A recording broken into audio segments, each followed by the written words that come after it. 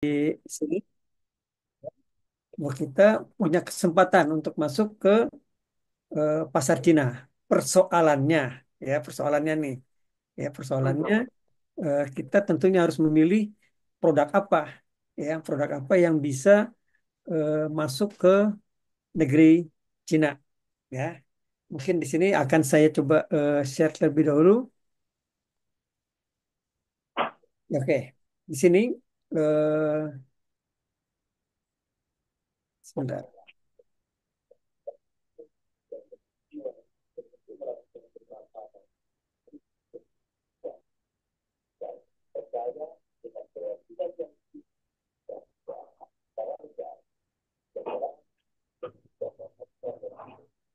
Ini dari sini jadi ya. Oke.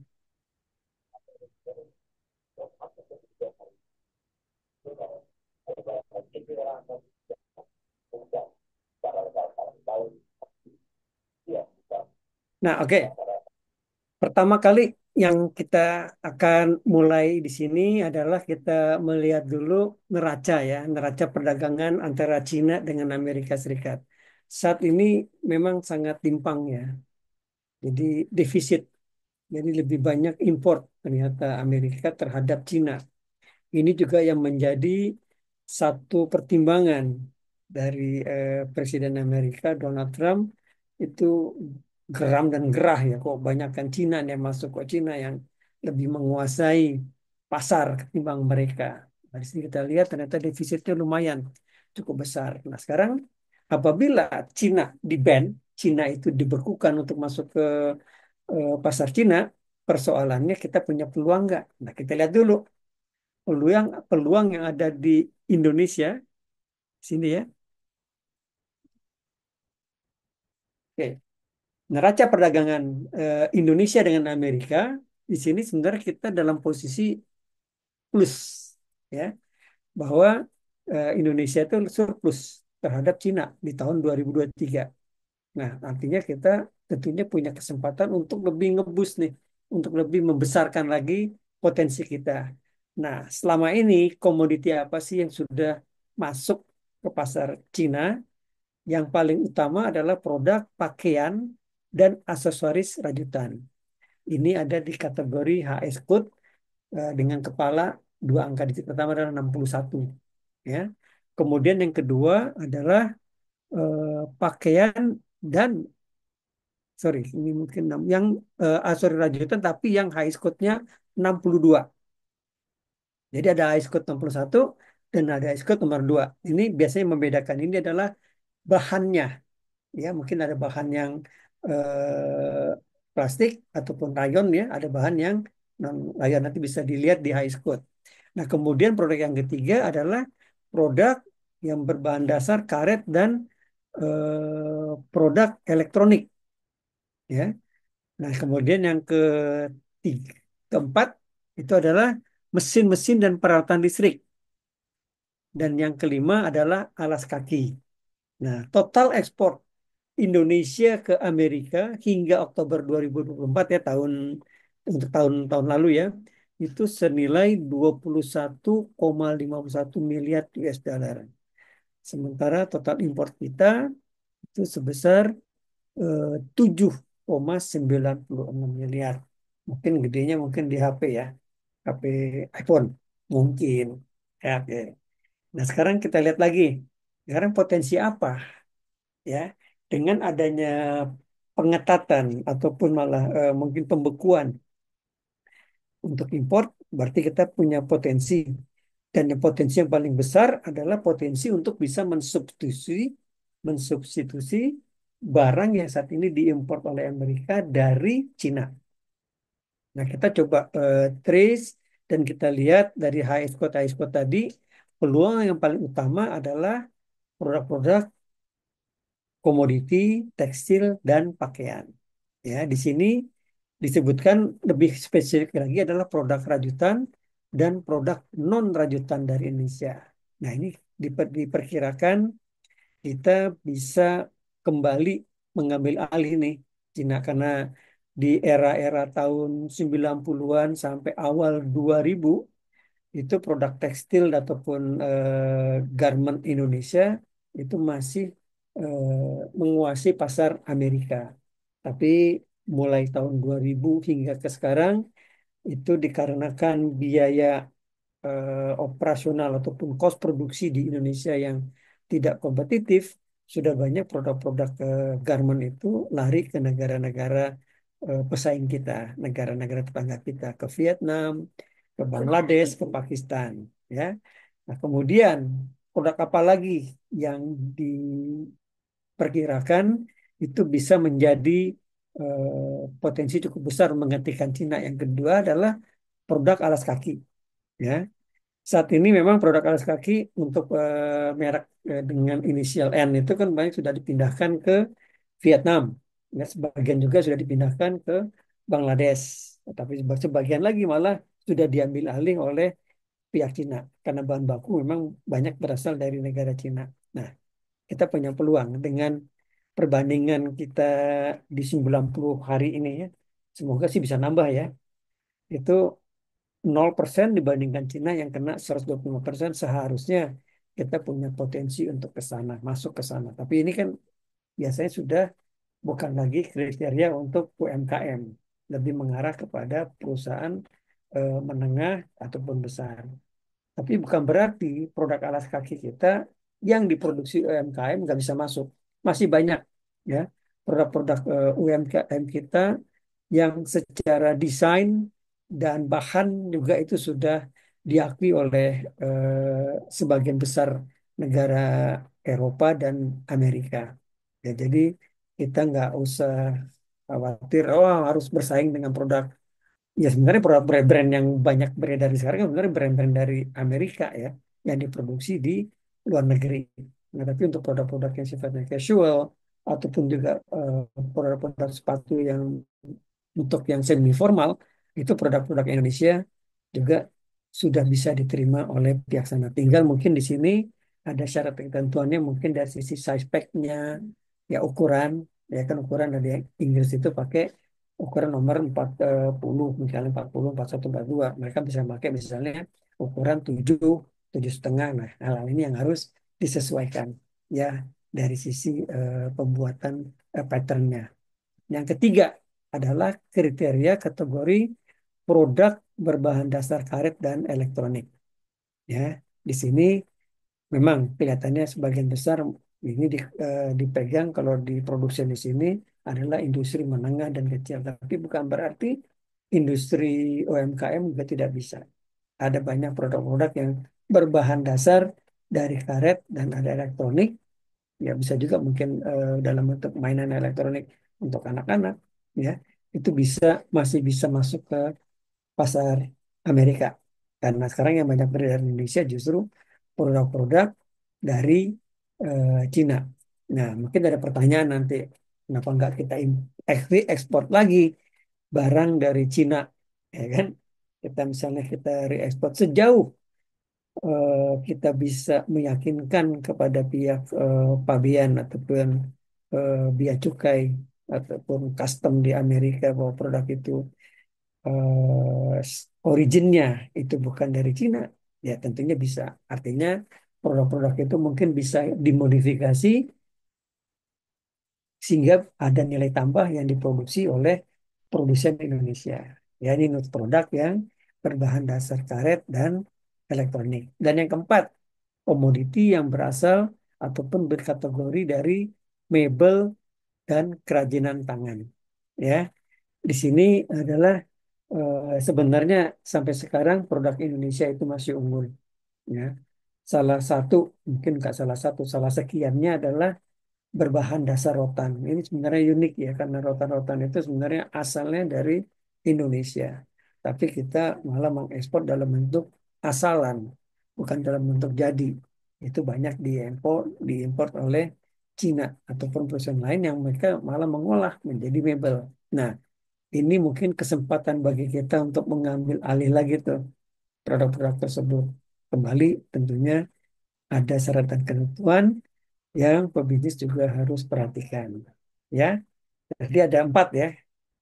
Apakah sisi lain tidak ada, katakanlah misalnya produk-produk kuliner atau produk berdasarkan makanan, tentu ada.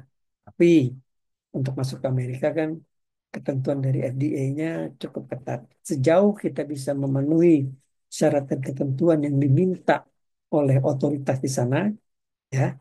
Jadi pebisnis nih, ya, saya mungkin perlu kasih penegasan ataupun disclaimer dengan dibukanya ya keran impor untuk negara-negara selain Cina diberikan kemudahan biaya masuknya itu dibukukan, bukan berarti kita bisa apa aja bisa masuk. Tetap syarat dan ketentuan untuk masuk ke pasar Amerika, katakanlah urusan sertifikasi, kemudian sertifikasi bahan, ya, compliance apa tidak, kemudian misalnya makanan itu memenuhi tidak standar yang diminta oleh regulator di Amerika, tetap itu masih berlaku. Jadi ini akan menjadi satu challenge buat teman-teman pebisnis. Ya, apa nih rekomendasi yang bisa dijadikan patokan buat teman-teman pebisnis yang untuk bisa masuk memanfaatkan peluang 90 hari. Ya, yang pertama adalah adaptasi produk. Jadi, sesuaikan produk dan standar kita sesuai dengan selera dan ketentuan yang berlaku di pasar Amerika.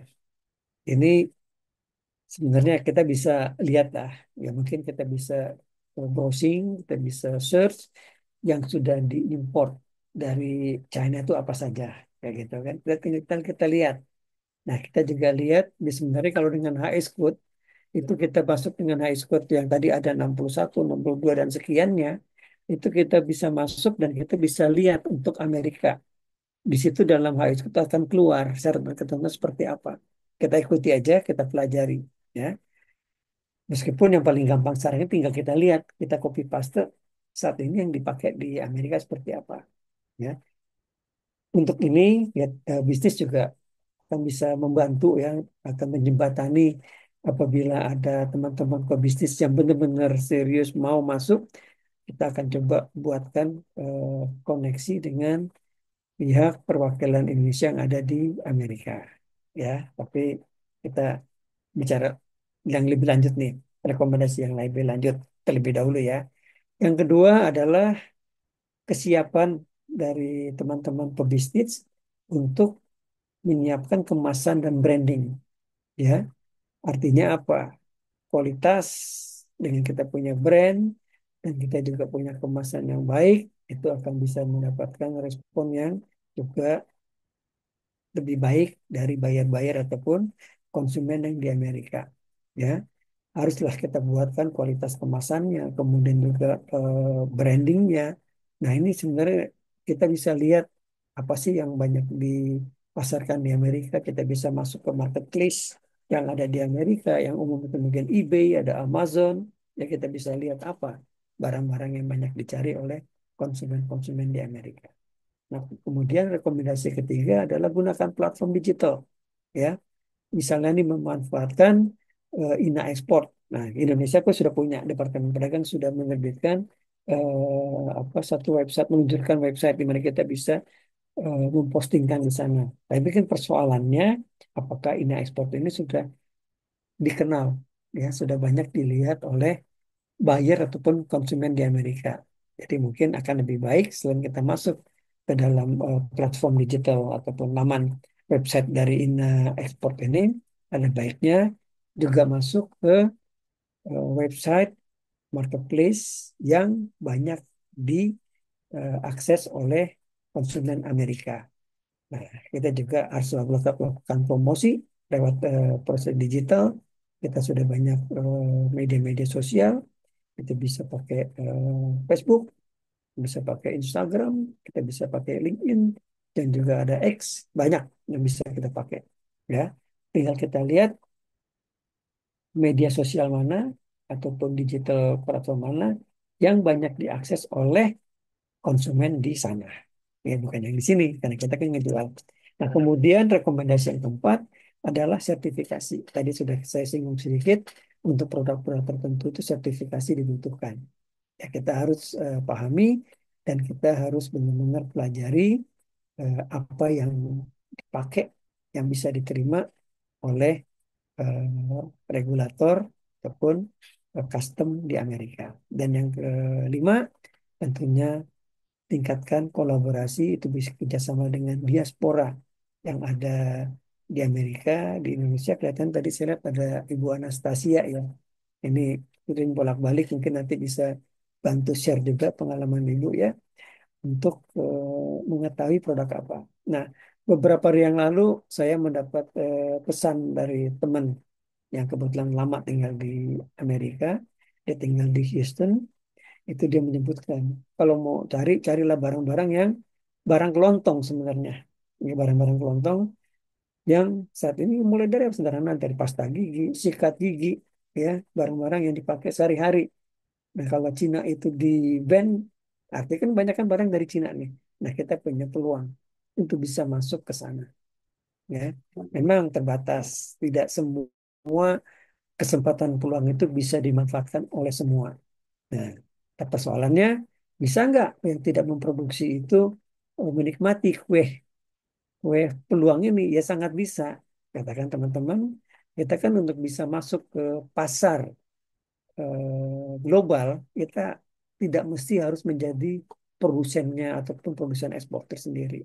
Kita bisa mengambil peran sebagai broker, sebagai trader. Nah, kita melakukan mengumpulkan barang, kita berkolaborasi dengan mitra yang ada di sana, dengan diaspora, juga nanti bisa memanfaatkan perwakilan Indonesia di ITPC, Indonesian Trade Promotion Center, itu ada di kota-kota besar umumnya di sana ya, di New York, kemudian juga kemungkinan ada di Los Angeles, kita juga bisa memanfaatkan bagian ekonomi di kantor perwakilan Republik Indonesia, di konsulat, di kedutaan besar. Ya, ini adalah salah satu cara kita untuk bisa masuk. Dan hal yang menarik juga ada satu analisa ekonomi yang mengatakan meskipun dampak, meskipun eh, pembekuan pengenaan tarif itu hanya 90 hari, tapi dampaknya itu diperkirakan akan bisa berlanjut sampai 18 bulan untuk bisa recovery lagi. Jadi kita punya peluang yang cukup baik dan cukup besar untuk bisa dimanfaatkan. Ayo teman-teman berbisnis, kita manfaatkan peluang ini. Ya.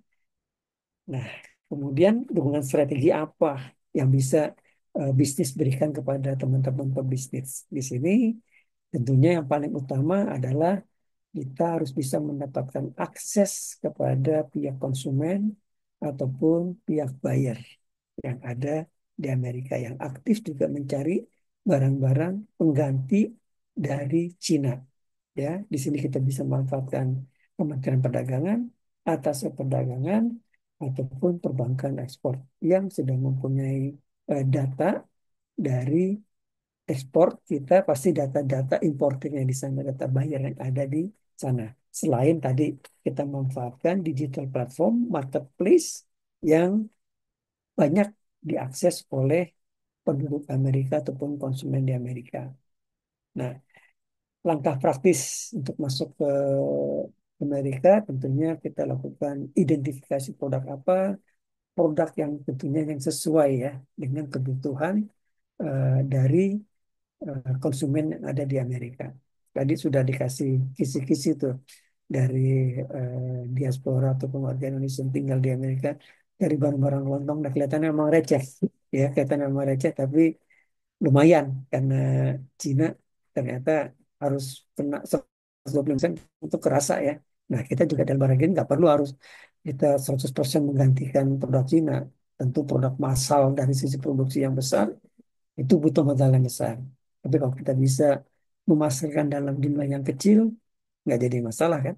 Paling tidak kita bisa grow up, kita bisa penuhkan kebutuhan dari satu kontainer misalnya. Tapi itu bisa berbagai macam produk. Ya. Kemudian yang kedua, verifikasi asal. Ya, pastikan bahwa barang itu bukan barang dari Cina. Nah, strateginya apa? Tadi misalnya ada barang yang memang dari Cina, nih kita bisa impor, ini banyak beredar. Ya sejauh tentunya harus ada yang namanya modifikasi atau kan ada nilai tambah yang kita lakukan di sini.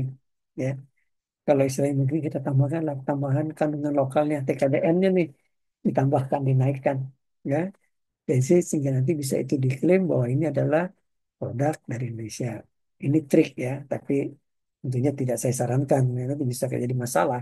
Begitu nanti pihak custom Amerika menilai, oh enggak nih, mereka bisa melihat bahwa dari ice nya dari komposisinya, dari deskripsinya, ternyata asalnya persentasenya masih lebih banyak dari asal Cina. Jadi kalau teman-teman yang mau ngambil jalur ini, saya sarankan harus lebih berhati-hati. Ya. Nah kemudian siapkan dokumen yang diselaraskan, disesuaikan dengan syarat dan ketentuan untuk bisa menembus urusan custom di Amerika, urusan pabean di sana. Ya, itu yang paling poin-poin yang mungkin harus teman-teman perhatikan. Nah, kemudian tip mencari buyer tadi kita sudah bahas, saya ulang lagi. Pertama adalah masuk kepada platform online, ya. Yang kedua adalah ikuti business matching, ya. Bisnis akan menyiapkan mungkin dalam waktu dekat, karena kita juga berburu nih dengan tenggat waktu 90 hari, kita akan membuatkan business matching dengan pelaku usaha dan juga perwakilan negara Republik Indonesia yang ada di Amerika. Ya, sering-sering nanti aktif di grup WA untuk ekspor. Ya, yang belum silakan daftar, nanti akan diundang untuk bisa bergabung. Dan yang keempat, tentunya kalau sudah ada kontak dengan pihak diaspora dan distributor, tetap bisa langsung berhubungan. Dan feeling saya, ya pengalaman ya, dengan kondisi kayak demikian, itu akan banyak masuk permintaan. Kalau kita sudah terhubung dengan pelaku usaha yang ada di Amerika. Nah, pebisnis kita hanya punya waktu kurang dari 90 hari, silakan pebisnis menghubungi admin bisnis untuk bisa mendapatkan konsultasi pendaftaran produk ataupun mencari tahu produk-produk apa yang menjadi produk unggulan dan juga standby untuk bisa mendapatkan jadwal kapan bisnis akan melakukan live ya Zoom dengan pihak Amerika. Tapi sebagai catatan nih buat teman-teman pebisnis bahwa ada perbedaan waktu antara Indonesia dengan Amerika, antara ada 11 ada 12 jam. Jadi kita akan bikin mungkin di waktunya di malam, kisaran antara jam 10 sampai jam 11 malam. Baik, itu saja yang bisa saya sharekan buat teman-teman. Saya buka mungkin sebelum saya buka forum tanya jawab, mungkin dari pihak admin, silahkan kalau ada yang ingin disampaikan. Saya close ya ininya.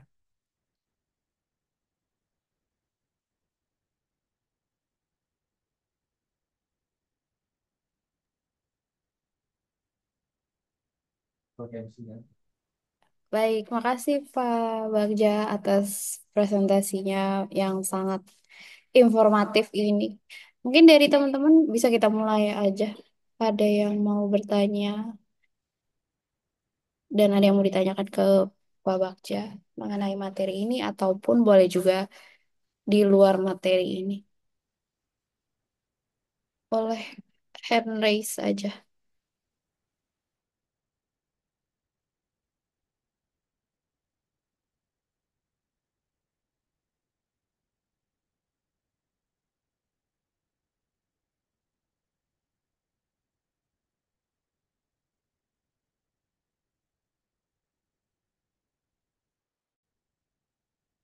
Nah, Pak, ada yang bertanya? Oke, silakan. Oh, ini Ibu Anastasia ya, Bu. Apa kabar, Ibu? Silakan, Ibu, berbagi, Bu.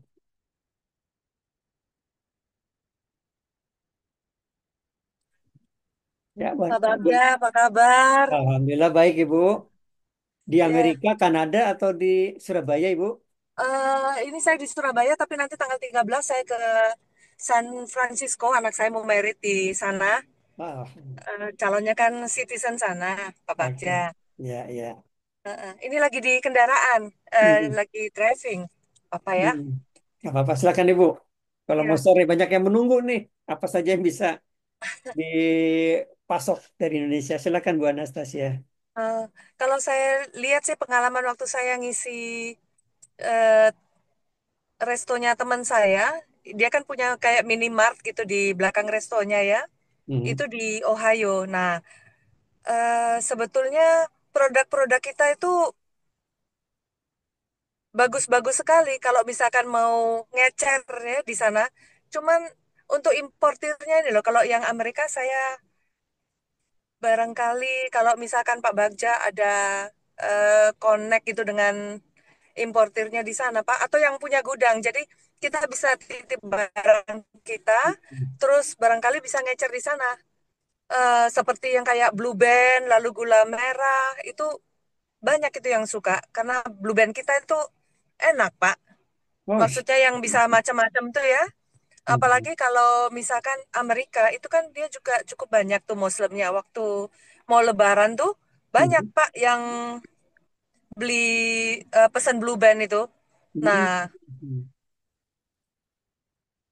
kalau Oke. misalkan punya teman yang punya toko gitu, barangkali kita bisa titip konsinyasi atau gimana, Pak. Kayak pacar saya, apa pacar anak saya ya waktu tahun lalu ke Surabaya, dia kan 1 bulanan di sini. Dia Hmm, malah nemu kebiasaan kita itu eh kayak pakai bidet itu, Pak, shower di kamar hmm, mandi. hmm, Itu langsung balik-balik dia bilang, itu good idea itu loh. Yang seperti bidet itu. Jadi hmm, dia balik-balik itu sudah langsung ngerubah rumahnya, toiletnya itu pakai bidet. Lalu hmm. keluarganya juga dia kenalkan ini bidet ini. Kayak begitu-begitu kan itu jadi kita itu bisa punya aha ya. Ternyata Oke. market bisa jadi market gitu ya. Hmm, Kebiasaan kita kalau edukasi ke orang sana daripada pakai tisu gitu, Pak. hmm, hmm.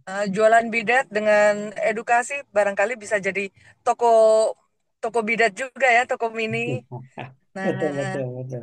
saya Betul, nanti terus. Hmm, eh, ke San Francisco, saya pikir mau ke LA juga, mau ketemu sama teman-teman di Indo sana ya, untuk hmm. nanyain apa mereka yang diperlukan. Cuman mereka itu biasanya kan belinya dikit-dikit, Pak. Ya, Saya nggak bisa support untuk yang sedikit-sedikit begitu karena perlu importirnya, perlu gudangnya oke. juga untuk kita nanti spread barang-barangnya, produk-produknya. Nah, Oke, barangkali Pak Bagja punya apa ya inputan untuk saya, untuk kita juga atau barangkali bisa kerjasama gitu Pak Bagja. oke. Terima kasih. Baik, terima kasih Bu Anastasia. Selamat ya buat putrinya ya. Oke, kita berdoa Iya. saja dari sini. Tapi ya itu buat teman-teman pebisnis, ini satu peluang ya. Kelihatannya sederhana tadi ya. Makanya kita nggak usah berpikir untuk mengambil dalam jumlah yang besar. Ya, nanti bisnis akan coba mengkolaborasikan. Ya, kita mencari narahubung dulu untuk bisa mempertemukan teman-teman pebisnis dengan importir ya. Minimal mungkin kayak semacam consignment Bu ya. Kayak importir dia punya Ya. gudang, dia warehousing, pasti-pastinya eh, kelihatannya cukup besar nih peluang karena selama ini mungkin mereka yang biasa bermain mengimpor produk dari Cina akan kewalahan. Ya, Mereka butuh. betul. Benar tadi ya, kayak dari teman saya yang sederhana aja, barang-barang kelontong, ya, Iya. itu akan langka di sana ataupun ada mahal harganya. Jadi teman-teman, kita nggak mesti harus produsen. Tapi kalau misalnya produsen tadi ya, bisa kayak tadi gula merah Bu ya, apalagi yang berbasis organik, itu tentu akan punya peluang yang besar karena kelihatannya Asian population di Amerika kan cukup banyak. Tentunya kebutuhan mereka untuk keperluan dapur juga lebih lebih banyak juga bertambah ya. Itu di situ mungkin ada peluang. Tapi tetap kepada teman-teman yang akan masuk ataupun memasok produk-produk berbasis untuk pangan ataupun makanan kepada manusia, ya kepada human, tetap harus diperhatikan aturan dan regulasi yang berlaku di Amerika. Oke, terima kasih Bu Anastasia. Silakan ke Ya, pebisnis yang lain apabila ingin ditanyakan ataupun sumbang saran, dengan senang hati kita berbagi karena ini akan menjadi bahan yang akan kami sampaikan buat mitra kita di Amerika untuk persiapan Zoom nanti. Ya, nanti akan disampaikan oleh pihak admin kapan Zoom itu akan dilakukan. Mungkin Pak Adi silakan dibantu. Iya, terima kasih Pak Bagja. Ini ada beberapa ide yang kayaknya bisa kita terapkan ya untuk diketahui bahwa kita dalam proses juga menghubungi beberapa narah hubung di sana di Amerika, baik itu dari kalangan pebisnis maupun dari kalangan apa namanya KBRI di sana, konjen di sana maupun juga di TPC di Amerika. Nah, Bapak Ibu sekalian, kita semua tahu bahwa ternyata peluangnya cukup besar di sini ya untuk sana untuk mengantisipasi ketika banyak teman-teman dari Cina sudah tidak bisa lagi atau sudah terganggu pemasarannya di sana karena bagi sana orang-orang atau importer di sana juga harus bayar mahal gitu ya. Nah, sehingga importer di sana tuh mencari source-source tambahan. Nah, saya boleh sarankan Pak Bagja, abis ini teman-teman yang hadir di sini tolong eh, seperti di absen ya atau di apa dicatat semuanya kira-kira produk-produk apa aja yang mereka ada nanti dari admin akan mencatat semuanya produk-produk mereka yang ada kita bisa langsung berhubungan dengan narahubung kita di sana di Amerika. Kami juga ada juga dari Meksiko kebetulan juga sudah ada narahubung di sana juga. Nah, Kanada kami belum, tapi di Meksiko juga sudah ada, di Amerika sudah ada. Nah, nanti tinggal kita sampaikan ke mereka, Pak. Waktu kita terbatas, Pak, 90 hari, ya. Tapi menurut beberapa masukan yang saya dengar, kelihatannya akan diperpanjang, gitu ya. Kecuali kalau dengan Cina. Nah, ini memang Trump ini luar biasa unik, ya. Nah, tapi ya nggak apa-apa, kita harus memanfaatkan sekecil peluang apapun itu, gitu. Nah, teman-teman, nanti tolong disebutkan produk-produknya apa aja, kapasitasnya berapa, kemudian apakah sudah ada sertifikasi, ya, kemudian apakah sudah punya pengalaman menjual di Amerika dan Meksiko. Nanti bisa disampaikan saja kepada admin kami. Kami akan mencoba untuk melihat di sana dan menghubungi beberapa narahubung kami di sana sehingga bisa lebih fruitful gitu ya hasilnya dari yang kita bicarakan pada hari ini. Yang jelas satu hal bahwa kita harus memanfaatkan 90 hari pause ini ya, tarif pause ini sehingga kita bisa untuk jangka panjang lagi di sana mereka. Gitu Pak Bagja. Baik, terima kasih Pak Adi. Jadi Pak Adi ini adalah Deputy CEO di bisnis yang kebanyakan ininya berhubungan dengan pihak luar. Jadi dengan pihak mitra-mitra di luar.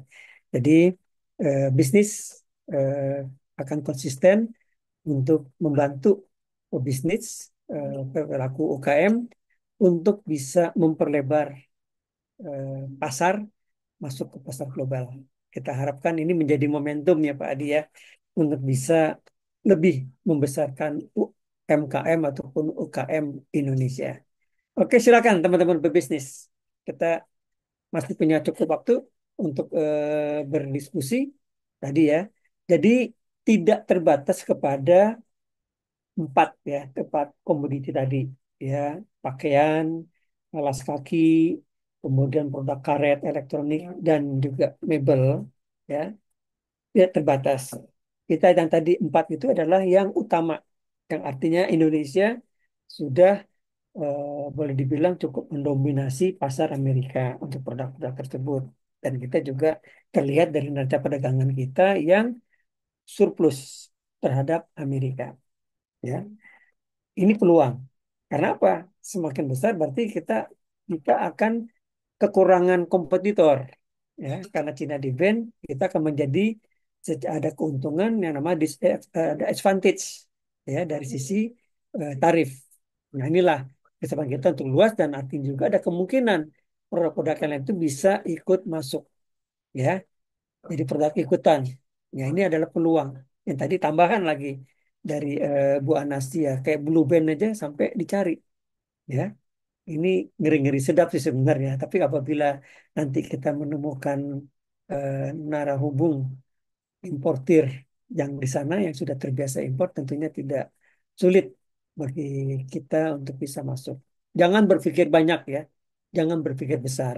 Setengah kontainer kita konsinyasi, kita konsolidasi rame-rame bisa shipment. Ya, kita manfaatkan momentum ini. Oke, silakan.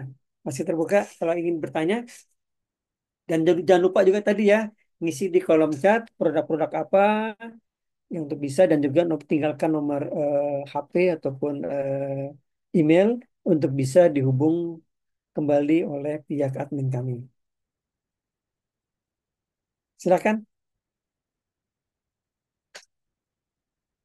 Ya, Pak Faisal mau bertanya, silakan Bapak.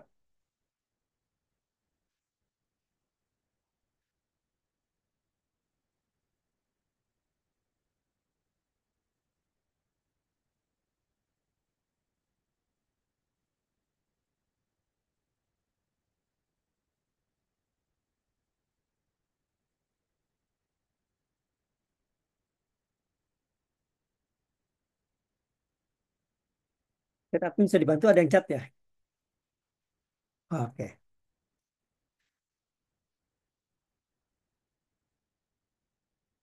Ya, saya ingatkan lagi buat teman-teman pebisnis, silakan tinggalkan nomor HP, nomor kontak WA, dan juga email untuk dihubungi kembali oleh pihak admin kami apabila kami akan segera nanti dalam waktu dekat akan menjalankan Zoom online dengan pihak narahubung yang ada di Amerika. Ya. Dan juga kami berharap teman-teman bisnis juga sudah menyiapkan pertanyaan-pertanyaan yang nanti akan disampaikan. Jadi kita tidak terbatas di saat Zoom. Kalau bisa teman-teman juga menyampaikan info tersebut saat ini ataupun di antara waktu tersebut, akan lebih mudah dan akan lebih baik. Mungkin nanti dalam Zoom itu kita akan langsung membahas inquiry ataupun pertanyaan-pertanyaan dari teman-teman pebisnis. Baik, apabila sudah tidak ada yang ingin ditanyakan, saya mohon izin untuk menyudahi webinar ini. Saya mengucapkan terima kasih untuk kehadiran teman-teman pebisnis di Zoom webinar. Ya, Kami berharap, Pak, Pak Bagja, boleh ya, saya tambah sedikit? silakan Pak Adi, silakan. Ya, oke. Terima kasih teman-teman, Bapak Ibu sekalian. Apa namanya kita hadir hari ini kita bicara mengenai peluang bisnis di apa namanya di Amerika. Nah, sebetulnya ada satu lagi jalan, Bapak Ibu sekalian. Kita akan melalui negara ketiga. Dalam hal ini kita kenal Singapura itu hanya terkena tarifnya 10%. Walaupun Singapura juga ketar-ketir untuk saat ini. Nah, ini juga sesuatu peluang juga bahwa kita akan melakukan ekspor dari Singapura. Dan teman-teman semuanya, kami dari bisnis akan mengadakan misi dagang ke Singapura itu pada tanggal 8 sampai 10 Agustus tahun ini. Ya, jika ada yang mau ikut, silakan. Tapi memang pada tanggal 8 sampai tanggal 10 Agustus tahun ini kita akan hanya untuk di fashion, ya, untuk sektornya fashion itu bisa. Tu- Tapi jika ada yang mau ikut yang di luar fashion, kita bisa juga menghubungi kita punya perwakilan di Singapura yang bisa membantu kita untuk melakukan ekspor di negara ketiga termasuk Amerika, ya, karena Singapura pada saat ini tarifnya hanya sekitar 10% saja gitu ya. Itu suatu peluang juga. Nah, kalau misalnya ada pertanyaan tentang trade mission kita ke Singapura, silahkan ya. Terutama kalau mereka-mereka teman-teman yang bergerak di bidang fashion ya. Dan kita juga akan pergi nanti tanggal 22 sampai 25 September. Insya Allah kita akan ke Shenzhen, ke mana ke Cina. Kita akan melakukan kita misi dagang di sana, kita belanja ya. Tujuannya kita belanja bahan baku. Untuk apa? Karena sekarang China juga akan mencari pangsa pasar lain, Bapak Ibu sekalian. Karena mereka akan secara literally mereka akan kehilangan 15% dari total perdagangan dunia mereka. Karena 15% itu akan ke Amerika. Sehingga mereka dengan harga-harga di Cina itu akan relatif lebih terjangkau sekarang. Dan nanti kita ke Shenzhen dan Guangzhou pada bulan September ini, kita juga akan belanja. Kalau di sana kita misi dagangnya, kita belanja bahan baku, Bapak Ibu sekalian. Dan untuk dibuat di sini, kemudian kita akan melakukan perdagangan luar negeri seperti itu. Ini suatu salah satu taktik kita, ya, salah satu strategi kita untuk memanfaatkan, sebenarnya bukan manfaatin sebetulnya, mengantisipasi Trump dengan kegilaannya lagi nanti tiba-tiba naik lagi tarifnya, kita nggak pernah tahu, ya. Donald Trump ini seseorang yang tidak bisa kita prediksi, ya, tapi dengan cara seperti gini kita bisa menyiasati sehingga kita punya ekspor, kita bisa meningkat. Teman-teman sekalian, Bapak Ibu sekalian juga bisa sama-sama kita maju dan memanfaatkan dan mengantisipasi situasi dunia yang sekarang lagi agak-agak runyam gitu. Jadi kita nanti ke Singapura, kita kemudian kita ke Malaysia, ke Shenzhen, ke Cina, ya, untuk tujuan yang berbeda gitu. Dan ini menurut saya adalah sesuatu yang sangat sangat bagus, ya. Nanti tinggal diacung tangan, ya, bilang ke teman-teman admin kami di sini yang siapa tahu Bapak Ibu sekalian berniat untuk ikut ke Singapura, ya, dengan harga yang sangat terjangkau. Sudah termasuk nanti ada penginapan, kemudian transportasi, kemudian kita juga akan melakukan fashion show di sana. Kita akan ikut di suatu Halal Muslim Fest di sana juga, ya, lengkap dengan ada booth-nya di sana, sudah ada semua, dengan itu harganya sangat sangat terjangkau. Tujuan kita kalau di Singapura, kita bukan necessarily kita akan jual di Singapura, tapi kita memanfaatkan Singapura sebagai negara transit untuk melakukan ke luar negeri selanjutnya. Gitu Pak, Pak Bagja, tambahan dari saya, semoga teman-teman Bapak Ibu sekalian di sini bisa memanfaatkan peluang-peluang bisnis, kemudian juga bisa mengantisipasi tarif-tarif Trump yang benar-benar mengejutkan dunia dan bahkan sekarang jadi bahan olok-olok kan, ya. Tapi bagi kita bukan jadi bahan olok-olok, tapi bagi kita harus melihat apa yang bisa kita perbuat dengan tarif Trump yang sangat tinggi itu. Demikian. Silakan Pak Bagja. Oke, terima kasih Pak Adi. Buat teman-teman bisnis, itu satu statement ya, bahwa bisnis itu tetap konsisten dan komit mensupport UKM Indonesia untuk bisa masuk ke pasar global. Baik, kita sudahi webinar untuk hari ini. Tetap apabila dari teman-teman berbisnis yang butuh masukan, butuh konsultasi, jangan sungkan untuk menghubungi pihak admin kami. Sekali lagi, saya dari bisnis mengucapkan terima kasih untuk kehadirannya dan kita berjumpa di forum webinar yang akan datang. Sampai jumpa. Selamat sore. Selamat sore, terima kasih Pak Bagja.